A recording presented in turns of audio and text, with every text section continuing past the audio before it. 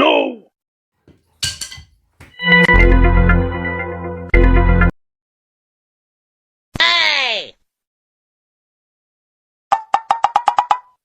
આવો ને ભાઈ, શું જોઈશ તમારે?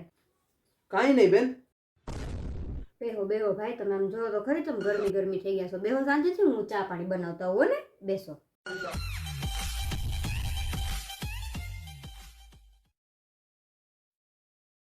Oh no!